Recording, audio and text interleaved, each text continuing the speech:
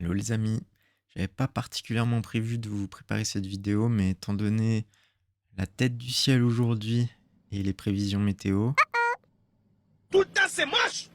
du coup ça me laisse un petit peu de temps pour faire le montage de cette vidéo. Je suis retourné au Criou le lendemain de mon premier tour de bocal et j'ai refait à peu près le même vol. J'ai réussi à aller à la Bourgeoise, à raccrocher là-bas et du coup mon nouvel objectif c'est peut-être d'aller raccrocher au plateau de Loa. Bon, vous allez voir que c'est quand même assez difficile. Du coup, j'ai dû aller atterrir, cette fois sans problème particulier. J'essaye d'améliorer ma prise de décision et du coup, dans cette vidéo, on va mettre un petit peu le focus sur mon pilotage et ma prise de décision pendant le vol. Je vous laisse avec la vidéo.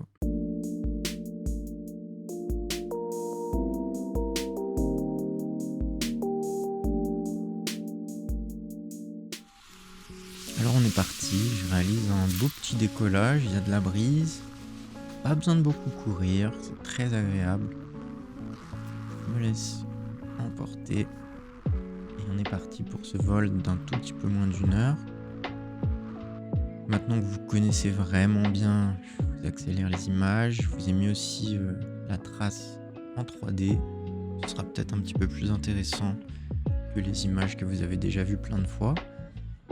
Petit à petit, à force de voler ici, j'améliore ma carte mentale, c'est-à-dire les endroits où les déclenchements thermiques se produisent. Donc j'arrive à beaucoup mieux monter, surtout en conditions instables comme cette journée-là. Et justement, en parlant de carte mentale, j'arrive à l'endroit où la veille, il y avait un gros thermique et je me suis un peu fait chahuter. Et si vous avez déjà regardé la petite vidéo d'1 minute que j'ai postée hier, normalement, vous avez vu que là, hop, je me prends quand même une bonne petite abattée. Donc, oubliez tout ce que je vous disais dans les précédentes vidéos. En fait, ça bougeait pas beaucoup et là, vraiment, j'ai eu peur. Je commence à comprendre quand Naofel et la team me disent que ça fait un peu peur les conditions turbulentes. Je pense que j'ai encore rien vu, mais je commence à un peu comprendre. Bon, je respire là, je fais des grandes inspirations, des grandes expirations. J'ai besoin vraiment de me remettre, je reste très concentré, je tiens très bien ma voile, je sais que ça bouge fort. Et puis je prépare ma transition à la Bourgeoise, j'essaye de monter à un peu plus de 2003, puisque la veille, c'est ce qui a fonctionné. Donc voilà, je me suis pas éternisé à cet endroit-là parce que justement, j'ai pas trop envie de me reprendre grosse abattée ou un autre problème. Donc je me rends à la Bourgeoise. Bon, j'arrive là-bas, la vue elle est toujours aussi belle. Puis il va falloir faire la raccroche. Alors je regarde un petit peu et puis je vois surtout un autre pratiquant qui est déjà là, en train d'essayer de monter. Bon, j'ai pas l'impression qu'il monte énormément, il trouve des petits trucs, mais bon, à nouveau, hein, comme je suis déjà venu ici 2-3 fois, je commence à savoir un peu où ça monte ou pas. Je sais que devant le déco, ça peut le faire, mais je me souviens surtout qu'il y avait un gros thermique un petit peu plus loin là-bas, celui qui m'avait chahuté dans la précédente vidéo aussi. Donc je décide de m'y rendre et je vais chercher le même thermique. Alors je regarde quand même mon collègue où il en est, je vois qu'il est quand même bien monté, donc tant mieux pour lui, bravo. Et je décide tout de même de pas revenir sur ma décision et de rester où je suis, puisque je pense que ça va quand même monter, hein. La journée, la masse d'air, elle est très instable, donc à mon avis, il y a quand même le gros thermique de la veille, au même endroit, et ça va pas manquer, hein, je vais le retrouver assez rapidement. Donc pareil, hein, c'est un thermique qui me fait un peu bouger quand même. Alors il y a rien à voir avec la secousse que j'ai pris au Criou, mais on va faire un petit point justement là sur le pilotage. Donc l'objectif ici pour moi, c'est vraiment de garder la voile au-dessus de la tête. Donc je mets un peu de contact dans mes commandes et je ralentis ma vitesse. Donc ça c'est un conseil que j'ai eu sur Wingmaster en regardant leurs vidéos. En fait, quand on circule dans un air turbulent, c'est comme en voiture, s'il y avait des gros trous sur la route, on ralentit notre vitesse, histoire d'être beaucoup moins chahuté. Donc, je ralentis un peu la vitesse en restant au contact. Également, pour garder la voile au-dessus de la tête, il faut compenser tous les mouvements de roulis et de tangage. Donc, J'essaye de faire en sorte que j'ai toujours du contact dans les commandes. Si je vois que j'ai une perte de contact à droite, je vais baisser un peu ma main à droite. Et inversement, si je vois que ça devient un peu dur, je relâche un petit peu. L'idée, c'est de pas trop non plus contraindre la voile et pas être trop crispé. Et puis au niveau des mouvements de tangage, si la voile elle cabre, je vais monter un peu les mains pour redonner de la vitesse à la voile. Et si je me prends une grosse abattée, l'idée c'est de faire une tempo. Et puis attention, évidemment, on va pas garder la tempo trop longtemps, on veut pas décrocher. Donc une fois que la voile elle arrête d'aller vers l'avant, il faut bien sûr lui redonner de la vitesse pour reprendre un régime de vol acceptable. Ceci étant dit, j'essaye de rejoindre le plateau de Loie. Alors ça a l'air assez compliqué, hein, ça fait vraiment que descendre. Il va falloir que je commence à prendre une décision.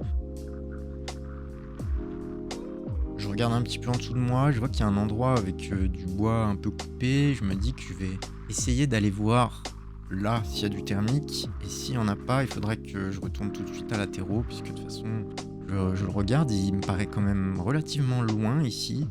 S'il n'y avait pas eu autant de champs autour pour vacher, je pense que je serais rentré beaucoup plus tôt, hein. Donc là, c'est pour vous dire un peu comment j'ai pris cette décision et quand j'ai pris la décision de rentrer.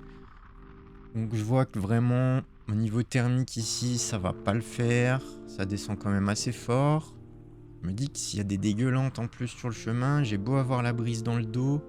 En fait, je suis pas vraiment sûr et certain de pouvoir rentrer. Donc là, c'était quand même un petit pari. Mais que j'ai fait, puisque le risque est mesuré, il y a beaucoup de champs pour vacher.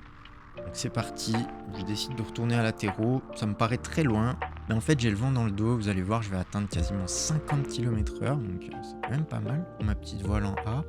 Latéraux de Verclan, c'est une décision que j'avais écartée assez rapidement, puisque de toute façon j'ai pas l'altitude pour m'y rendre.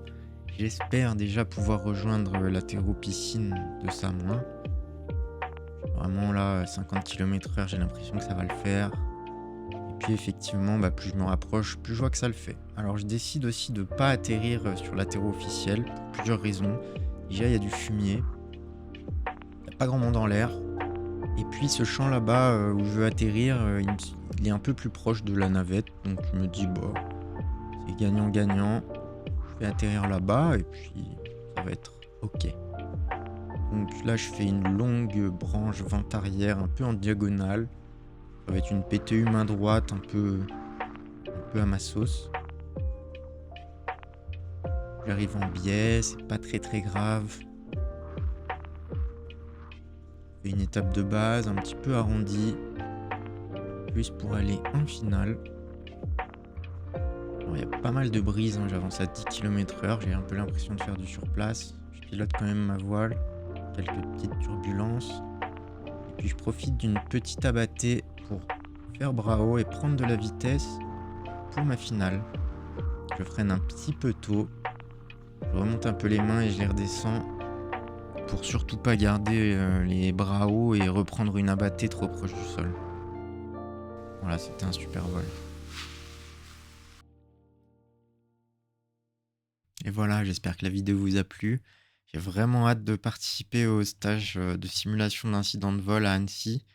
Parce que là, les conditions dans lesquelles je vole, c'est vrai que ça devient de plus en plus turbulent. D'ailleurs, il va falloir que je commence à faire un petit peu attention pour voir s'il faudrait pas que j'arrête de voler en pleine journée.